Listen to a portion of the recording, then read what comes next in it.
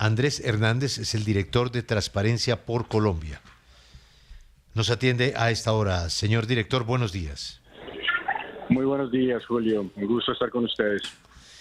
Pues, ¿cómo le parece que hoy el senador Enrique Gómez Martínez nos dijo que su equipo de trabajo tenía detectados contratos por más de 3.5 billones de pesos?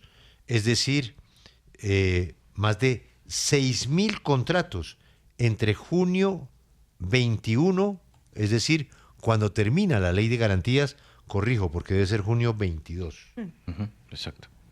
El siguiente día de las elecciones. Sí, junio 22. A la fecha, don Andrés, ¿a usted le suena esa cifra? Lastimosamente sí, Julio, digo lastimosamente porque es una alarma que tenemos en cuanto al monto de recursos.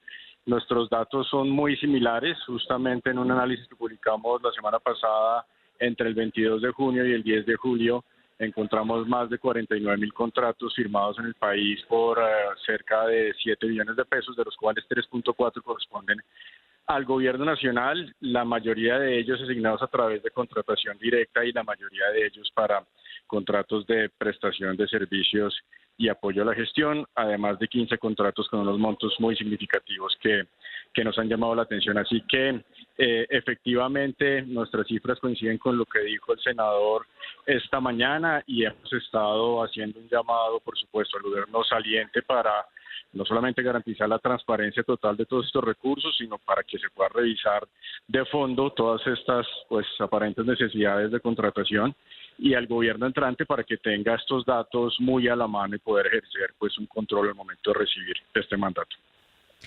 Por supuesto, director, que sin duda había muchos retrasos, por ejemplo, de obras, de vías, y vemos en el reporte que ustedes hacen que el Invías es la entidad que más ha contratado. Pero si nos vamos a 4 años atrás, ¿ustedes ven esto como algo usual o hay alguna diferencia frente a lo que vivimos en el anterior gobierno?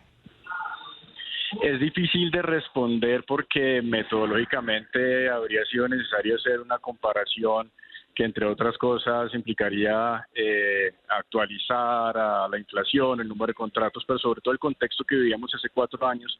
Recordemos que era la salida de la emergencia de COVID-19, por lo tanto, eran unas necesidades que pueden ser distintas al contexto de hoy en día.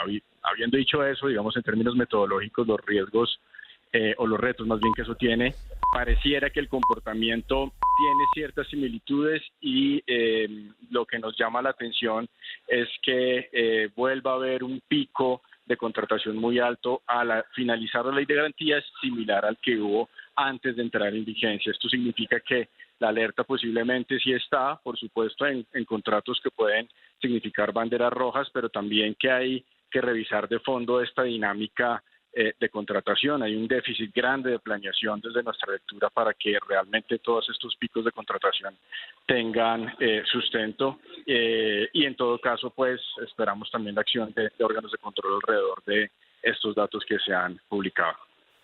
Ustedes hablan de más de 4.200 contratos de prestación de servicios, justamente después de Ley de Garantías. Hablemos del ranking. ¿Cuáles han sido más bien las entidades que más han contratado en ese periodo?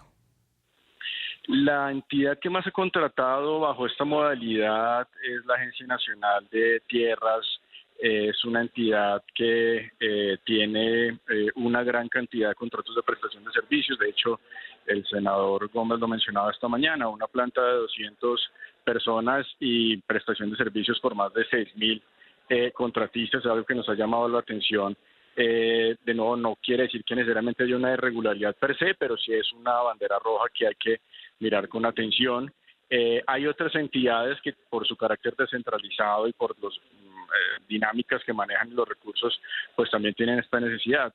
Entidades como SEDENA y CBF o el DANE, por ejemplo, que tiene programados contratos para poder hacer procesos de encuestas.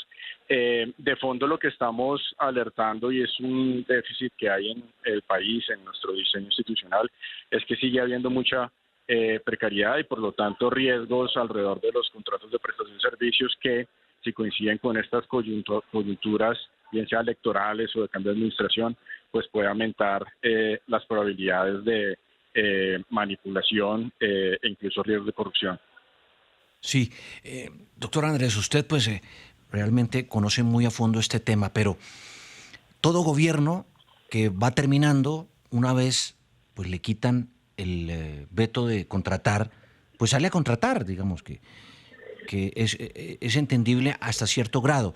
Pero si usted compara el presente con este gobierno frente a lo que ocurrió hace 4 años, en el mismo periodo después de Ley de Garantías, ¿se asusta? ¿Realmente es mucho más grave lo que está ocurriendo hoy o no? A la fecha de corte de nuestro análisis pareciera que pudiera ser un patrón que no es atípico. Ahora bien, lo que quiero señalar es que nosotros terminamos este análisis el 10 de julio y en ese momento todavía había más de 50.000 procesos que estaban pendientes de firmas. Es decir, todavía quedaban unos días de ese momento hasta el 7 de agosto donde la contratación puede seguir aumentando. Y entonces mi afirmación va hasta la fecha de corte de nuestro análisis, al parecer no será algo necesariamente atípico, sí con unas banderas rojas, unas alertas como las que mencioné antes. Habría que mantener de todas formas entonces el análisis sobre lo que termine de suceder en estas últimas semanas. Aquí incluyo este anuncio del presidente de la República alrededor de los 4 billones de traslado presupuestal para la unidad de gestión de riesgos. Un esquema similar al que se hizo en su momento, trasladándole recursos de distintas partidas presupuestales a esta entidad sin que tengamos claridad de cuáles son los planes, cuáles son los mecanismos y las medidas específicas que van a ser atendidas con estos recursos. Entonces, ya en este momento creemos que las alertas sí deben elevarse. Y, por supuesto, otra vez reiterar ese llamado al gobierno saliente a plena transparencia y a los organismos de control a que estén muy pendientes alrededor de todos estos patrones y estos movimientos de contratación.